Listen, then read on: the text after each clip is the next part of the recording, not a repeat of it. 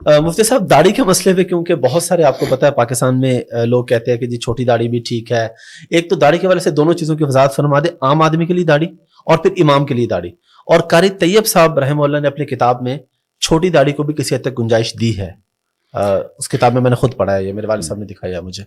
دیکھیں کوئی گنجائش نہیں ہے چھوٹی داڑھی, یوں کہیں کہ بالکل حلق کرنا بالکل موننے سے بہتر ہے کہ چھوٹی داڑھی رکھ لے, اس حوالے سے تو فرق کہیں گے. لیکن جو حدیث میں آرڈر ہے, حکم آیا ہے, وہ اعفاء اللحیٰ کا ہے. کسی بھی کوئی ایک حدیث بھی ایسی نہیں ہے جس میں داڑھی رکھنے کا حکم ہو. ٹھیک ہے, ہر حدیث میں اعفاء. ٹھیک ہے, اعفاء کا مطلب ہے اپنے حال پہ چھوڑ دو. ٹھیک ہے. تو اگر کوئی اہل حدیث کے قول کو لیتا ہے نا کہ ایک مٹھی تک بھی نہیں کاٹ سکتے, جی جی, اس کے پاس تو دلیل موجود ہے. بہت سے اہل حدیث ہم نے دیکھے بہت بڑی بڑی داڑیاں ہوتی ہیں, اس کی تو پھر بھی کوئی دلیل ہے. لیکن چھوٹی کرنے کی تو کوئی حدیث میں دلیل نہیں ہے. اور عشر من الفطرہ حدیث میں آتا ہے کہ فطرت میں سے نیچر ہے, نیچر کے خلاف آپ چلیں گے تو بغاوت ہے نا, یہ تو ناجائز ہے. اس حدیث میں آتا ہے, آپ نے فرمایا کہ 10 چیزیں فطرت ہے, اس میں مونچھیں تراشنا, اس میں داڑھی کو بڑھانا, اعفاء اللحیٰ, حلق آنا یعنی زیر ناف بالوں کا صاف کرنا, بغلوں کے بالوں کا صاف کرنا. تو کیا یہ ساری چیزیں سنت ہیں؟ اگر آپ چھوڑ دیں بغل کے بال, کلچر کا حصے, کلچر کی وجہ سے نبی نے حکم دیا. تو جس حدیث میں ناخن کاٹنے کا حکم ہے, آپ ناخن بڑھانا حرام ہے, آپ کی نماز نہیں ہوتی, اسی حدیث میں داڑھی بڑھانے کا بھی حکم ہے, اسی حدیث میں بغلیں صاف کرنے کا بھی حکم ہے. یہ داڑھیوں پہ آ کے یہ لوگ اٹک جاتے ہیں کہ چھوٹی کرنا جائز ہے, بغلوں پہ آگے نہیں اٹکتے.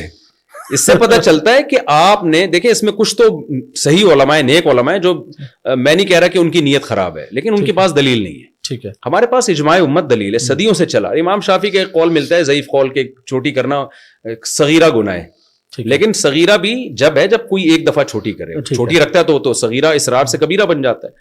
تو ایک قول ملتا ہے, لیکن تینوں ائمہ اور خود امام شافعی کا جو مفتہ بھی قول ہے فقہ شافعی میں, چاروں مذاہب میں, اور صحابہ تابعین, کوئی ایک نہیں آپ دکھا سکتے. ایسی چیز کو آپ کلچر کہہ کے ٹال دیں کہ بھی کلچر تھا, تو کلچر تو بال رکھنے کا بھی تھا, وہاں کیوں نہیں نبی نے اتنی تاکید سے حکم دیا؟ اچھا, بعض لوگ یہ کہتے ہیں کہ حدیث میں آتا ہے خالف الیہود والنصارى, یہود و نصارہ کی مخالفت کو داڑھی رکھو. تو اس پہ بھی بعض لوگ کہتے ہیں یہ یہودی اور نصارہ کی مشابہت کی وجہ سے اب تو بہت سے یہودی بھی داڑھی رکھتے ہیں.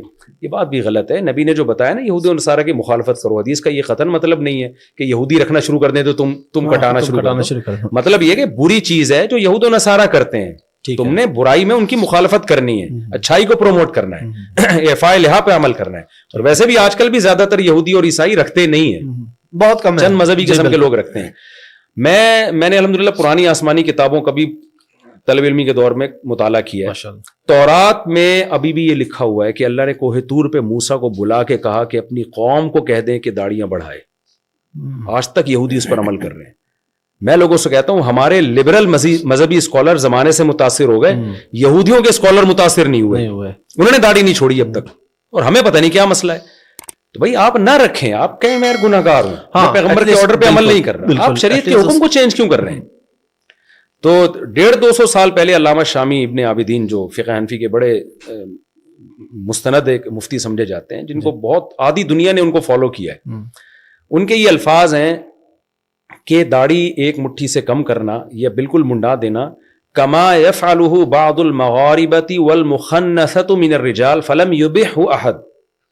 وہ 150-200 سال پہلے یہ لکھ رہے ہیں کہ جیسے کہ اہل مغرب کرتے ہیں, یا کچھ وہ مرد جو عورتوں کی مشابہت کرتے ہیں, وہ مرد جو چھوٹی داڑھی کرتے ہیں یا شیو کرتے ہیں, اس کو کسی نے بھی حلال قرار نہیں دیا. یعنی اس وقت 200-250 سال پہلے روئے زمین پر کوئی ایک مفتی بھی نہیں تھا جو اس عمل کو جائز کہتا ہو.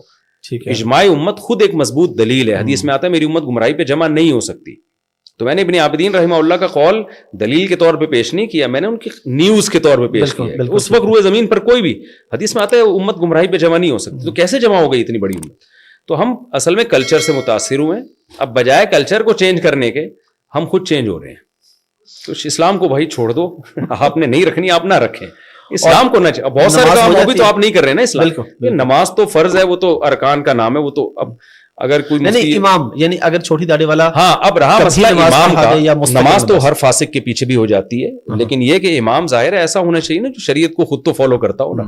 امام کی سلیکشن میں تو یہ چیز دیکھی جائے گی کہ وہ شریعت کو فالو کر رہا ہے کہ نہیں کر رہا. ٹھیک ہے, تو اس میں تو داڑھی بھی دیکھی جائے گی, اس کے جو ہے وہ کسی علانیہ کبیرہ گناہ میں مبتلا نہ ہو, یہ بھی دیکھا جائے گا. لیکن اگر کوئی بغیر داڑھی والا نماز پڑھاتا ہے, نماز تو پھر ہر ایک کے پیچھے, ہر جو صاحب ایمان ہے اس کے پیچھے ہو جاتی ہے, لیکن اپنے اختیار سے ایسے شخص کو امام بنانا ٹھیک نہیں ہے.